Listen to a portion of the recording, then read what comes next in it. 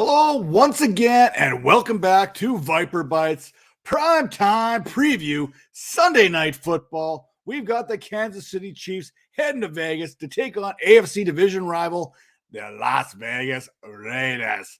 Now, before we get into this tale of the tape, we are going to talk about subscribing and hitting that like button on the Vipers Network if you're watching on YouTube. And if you are listening on Apple or Spotify or any of our other podcasting platforms, please take a second to hit that rate and review. And you know what? If you've got questions, I've got answers. Starts and sits, waivers, even questions about this matchup in particular, drop them in the comments or hit me up on Twitter at MattDonnellyFF, and I will get back to you right away. Now, let's get right into this because there's a lot to cover in a short period of time. And we're going to start with the Kansas City Chiefs side of things and Patrick Mahomes. Now, Patrick Mahomes has been a fading fantasy football asset the last few weeks, failing to register more than 15 fantasy points in any of the last three contests. And that has forced him down the fantasy QB charts all the way down to QB6. Okay, it sounds a lot worse than it actually is, but that is a substantial drop-off. And reason to be concerned. Over the last three games, his most yardage that he's thrown for was 275 against the New York Football Giants, and he has only thrown for 300 yards one time in the last 7 outings. Now, the Las Vegas Raiders rank 17th in fantasy points per game allowed to the quarterback position, allowing on average 16.63 per game, while also allowing the sixth fewest passing yards, 680. And while Mahomes is more than capable to go off any week, the Raiders defense isn't the Raiders defense of old. However, it is still vulnerable to being exposed by tight ends, but more on that a little bit later. Now, the running game of the Chiefs looks like it's going back to Darrell Williams. Now, if Darrell Williams doesn't find the end zone, there's a good chance he won't be fantasy relevant. Last week against the Packers was Williams' best game on the ground rushing for 70 yards. The next closest total to that was 62, and then it drops down to 49 yards and fewer. There are weeks where he contributes in the pass game, but buyer would beware. The Raiders are 15th against opposing running backs in fantasy and have allowed 311 yards on the ground and 99 by air and 1 touchdown in each of those categories to date. Now, we know how explosive these Chiefs can be, especially offensively, especially when Mahomes is clicking with Tyreek Hill. Tyreek Hill is a fade for me again this week. The Raiders are among the stingiest teams when it comes to defending opposing wideouts. The Raiders rank 6th in fantasy points per game allowed, 26.47, 4th in yards allowed, 333, and have allowed only 6 touchdowns. And they've done it with some pretty respectable receivers throughout the year. Devontae Smith, 61 yards. Cortland Sutton, big play, 94 yards, Jerry Jeudy coming back. Darnell Mooney, 35. Allen Robinson, 32. I know. Keenan Allen, 36. Mike Williams, 11 yards. Jalen Waddle, 58. Marquise Hollywood-Brown, 69.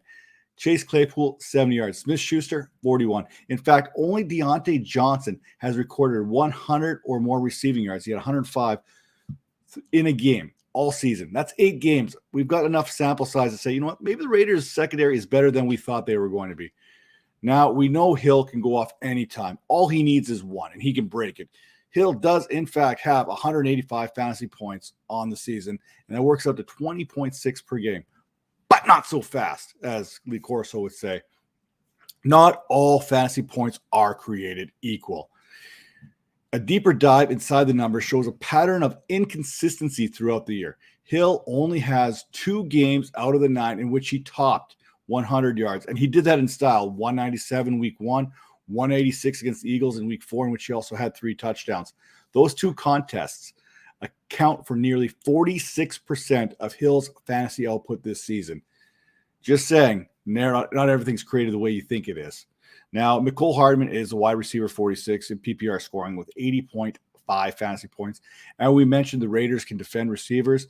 And for a player who has yet to hit 80 yards in any contest, I'm going to put all my money on the roulette wheel on black. Now, if we're going to flip this to the tight end position, I'm probably going to put my money on red for roulette when it comes to tight ends here, right? Travis Kelce is the play this week. The Raiders are allowing the 3rd most points per game to tight ends, allowing 17.06 per game. And Kelsey, well, He has been the standard for much of the season and pretty much his entire career. Vegas has allowed 93 receptions to wideouts throughout the year, which is pretty good. But they've allowed 51 to tight ends. Heck, Evan Ingram scored last week. One of the 5 touchdowns that they've given up to the tight end position. Now, when Kelsey is the standard, when it comes to tight ends, he has led the league. He currently leads the league with 144.8 points and ranks 13th in the receiving category with 628 receiving yards in 9 games. He has had a couple down weeks, but, a down week for Kelsey and Darren Waller, we'll talk about that later. 13 or more fantasy points in 7 of 9 games thus far. Advantage, Kelsey. Now, let's flip the script here and head over to a little bit of the Raider Nation and talk about what they're dealing with here. Derek Carr is 3rd in passing yards with 2,565. Yes, that's 31 yards more than Patrick Mahomes while playing in 1 less game. His average depth of target is 8.2 yards, which is 5th among quarterbacks with 170 or more completions. He is also 5th in completions and has been among the bit more capable passers out there, throwing at about a 67.3 completion percentage. And he's doing this while going through the circus that is the Raiders organization in the last few weeks. Now, we've seen Gruden, we've seen Ruggs, the Arnett situation, and somehow Derek Carr has this Raiders team at 5-3. Carr is one of those QBs that's probably better at real football than he is at fantasy, but he's still averaging 18.63 fantasy points per game, which is respectable. And if you take that average, that has about the 14th highest average and just outside of QB1 territory. That said, the Chiefs have been giving up fantasy points in bunches this year to the quarterback position and are averaging 21.89 fantasy points per game against them, which makes them the 31st best team in defending quarterbacks. There's only 32 teams. I tried to make that sound a lot better than it actually was. And they have allowed the 6th most passing yards with 2,407. I really like Carr this week as a must start. Now, Josh Jacobs, Kenyan Drake. Forgive me if you've heard this before. Water is wet and Josh Jacobs is banged up. Kansas City has been okay against running backs this season, allowing 24.3 fantasy points per game. They have allowed 5 touchdowns on the ground as well as 770 yards. Again, middle of the pack, but they've allowed the 6th most receiving yards to backs at 495 in 9 games, which definitely puts Drake in play this week. When Jacobs has been in the lineup, he has been averaging 14.8 fantasy points a game, while Kenyan Drake averages 10.8. Jacobs has at least 10 fantasy points in each game he has played this year, but has been very, very touchdown dependent with 5 touchdowns in 6 games and failing to record more than 100 yards from scrimmage in any game, while Drake just did this last week. And in fact, he has posted 3 straight games, Drake has, with 16 or more fantasy points. We call that the Gruden effect. Gruden's gone, Drake can start to perform. Trust me, I like Kenyan Drake this week as well. Now, Hunter Renfro, he just goes out there and does his job. We never talked about him, but week in and week out, he has been a solid flex play, especially in PPR.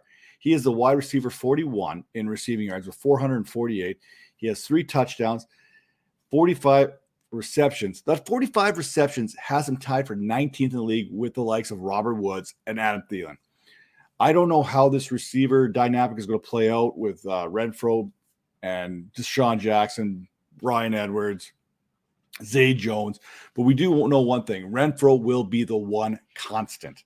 In PPR, Renfro is actually the wide receiver 30 with 107.8 fantasy points and averages 13.5 per game. You want consistency? I got your consistency right here. How about double-digit fantasy production in 7 of 8 games this year and 5 or more targets guaranteed each and every week? KC is pretty good at limiting wide receivers, allowing only 33.4 fantasy points per game. They've also only allowed 1,308 yards this season, but 9 touchdowns to receivers. That has them sitting about 11th when it comes to touchdowns surrendered. Now, we will touch base on the other pass catchers here, in particular, Bryan Edwards and DeSean Jackson. Again, I do not know how this is going to shape out.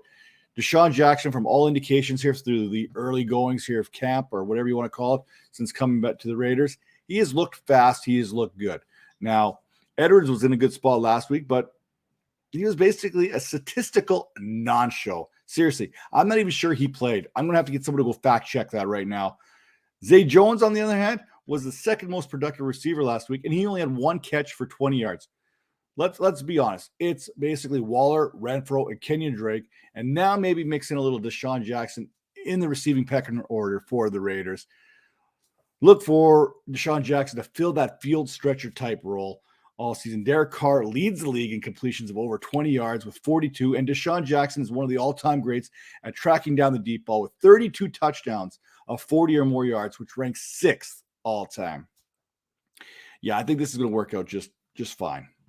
Now, we do know that everything on this offense basically circles back to Darren Waller. Waller, again, is a great play this week, just like Kelsey. And as bad as the Raiders have been in defending the tight end position, the Chiefs have not been much better. They are allowing the 7th most fantasy points per game to the position, averaging 16.19 per contest. While Waller hasn't been that alpha amongst fantasy tight ends, he is still averaging 14.1 per game and ranks 5th overall on the season, despite some early season struggles.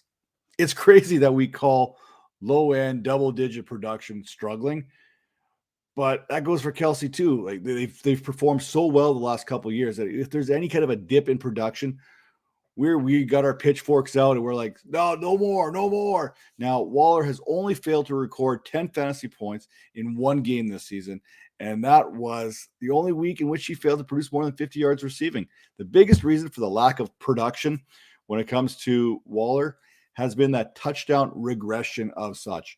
Last year, Waller had 4 touchdowns at this time, and he finished with 9 total. This year, he is sitting at 2 touchdowns. I don't know about you, but I'm not going to be biased in any way, shape, or form when I'm talking about my prediction on this game, but I'm saying the Raiders win this game 31-24. It's going to be fun.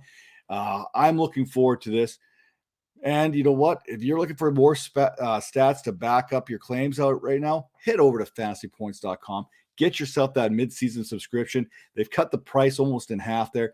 And you know what? Save a little bit more. Use promo code 21Vipers10 and get an additional 10% off that subscription today. That all said, this has been your Sunday Night Football Week 10 preview. Make sure to stick around with us. We got more coming down very soon. Take care now.